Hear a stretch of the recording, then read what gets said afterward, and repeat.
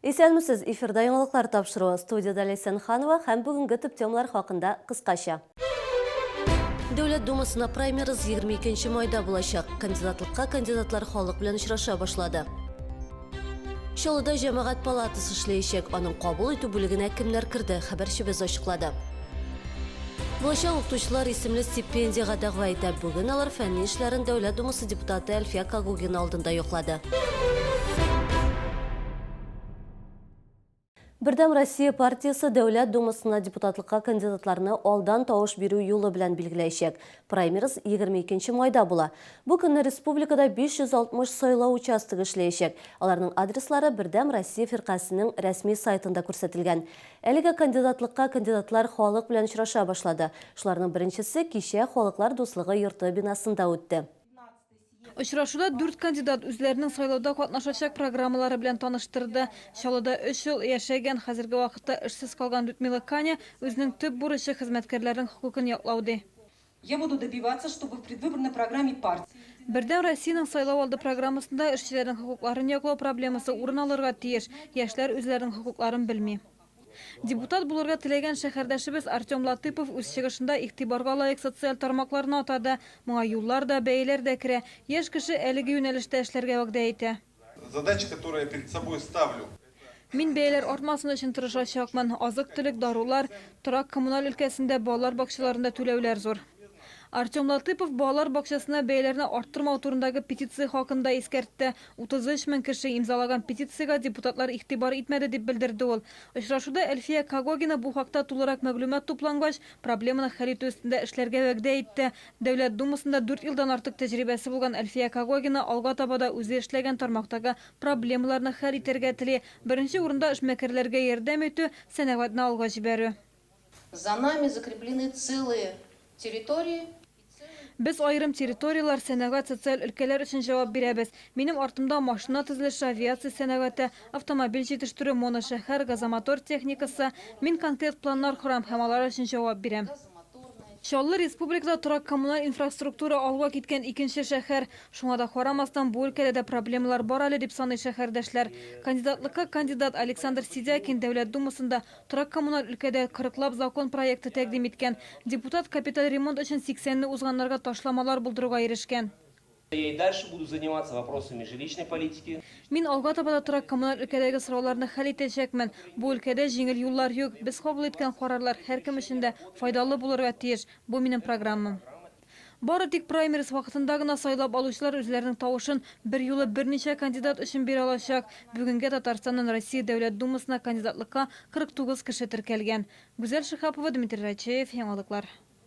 Бүген Чаллыда Республика җәмәгать палатасының кабул итү бүлеге ачылды. Бирдә төрле сораулар буенча шәһәрдәшләр генә мөрәҗәгать итмәячәк. Анда шулай ук Кама аръягыннан да килә алалар. Моңа кадәр иҗтимагый кабул итү бүлеге Казанда гына бар иде. Чаллы аны булдырган икенче шәһәр. Палата вәкилләре үз өлкәләрендә тәҗрибәле белгечләр. Алар арасында Гөлзада Руденко, Армандо Диаманте, Руслан Шаймөхәммәтов бар.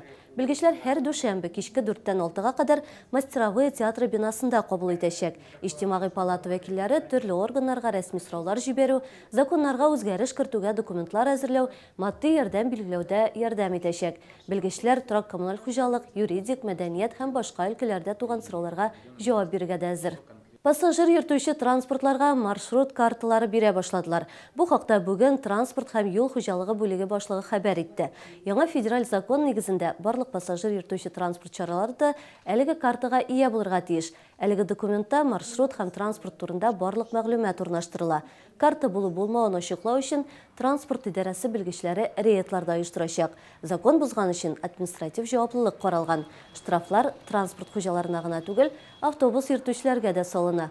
Яңа законга зур өметләр баглыйлар. Аның ярдәмендә шәһәр юллары легаль булмаган транспорт йөртүчеләрдән котылырга тиеш дип фаразлана.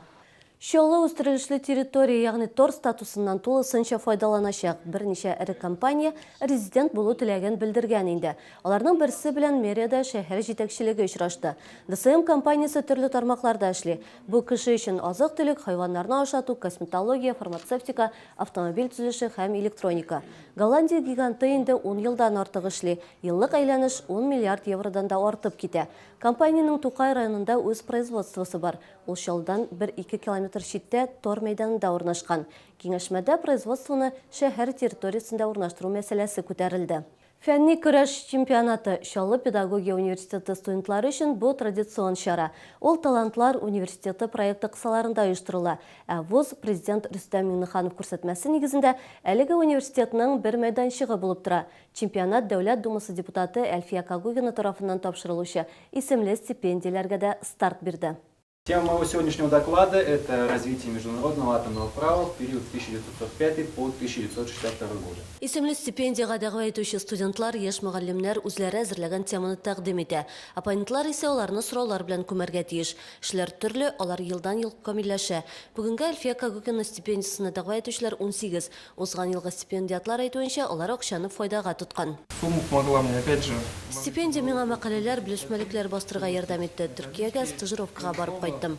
Как я ее потратил? Ну, во-первых, Беренчедән мин магистратурага укырга кирдем. Беренче ел түләвенә стипендиядан алып түләдем. Мин гаиләле кеше хатыныма бүләк өчен дә җитте. Дәүләт Думасы депутаты Әлфия Кагугина педагогия университетында еш була. Ул кешенең киләчәге аның бакчада тәрбиячесе, башлангыч сыйныфта укытучысы кем булуга нык бәйле дигән фикердә. Ә инде 33 мең сумлык исемле стипендия быел 3 кешегә биреләчәк. Это не только заслуженно. Бу укуда һәм тормышта актив булганнар өчен лаеклы бүләкләр генә дә түгел. Беренче чиратта социаль лифт ул. Аны студентлар үз тормышларын яхшырту өчен файдаланачак. Стипендияга дәгъва итүчеләрдән гаризалар кабул итү апрель уртасына кадәр бара. Җиңүчеләрне май аенда игълан итәчәкләр. Ләйсәнханова, Дмитрий Рачеев, яңалыклар. Республикада тагын бер университет барлыкка килде. Хәзер Икътисад, идарә һәм хокук институты Казан инновацион университеты дип атала. Әлеге исем рәсми рәвештә 17 мартта ук бирелде. Студентлар бу вакыйганы язгы тамчы фестивалендә билгеләп үтте. Бәйрәмгә уку йортының 6 филиалыннан иҗат сөюче студентлар килгән иде.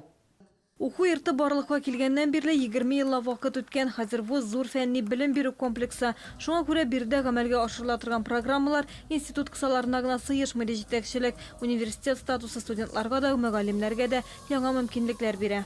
Повышение статуса. Зур статус алу ул үзебезгә карата таләпләрнең дә югарырак булуын күз аллый. Без тагын да тырышыбрак эшләячәкбез. Безнең программалар тәҗрибә алуга күбрәк юнәлтеләчәк. Без Мәскәүдән һәм Санкт-Петербургтан алдынгы профессорларны чакырырга телибез. Әлеге вакыйганы барлык филиаллардан җыелган студентлар язгы тамчы фестивалендә билгеләп үтә. Фестиваль ел саен төрле шәһәрләрдә уза. Быел Чират Чаллыда. Студентлар төрле иҗат номерларын тәкъдим итә. Беренче ел гына бу фестивальдә катнашмыйм. Һәр ел катнашкан саен үземә якын яңа дуслар табам. Менә бүген дә сәхнәдә выступать иткәндә үземә скрипкада уйнаучы дус кыз таптым.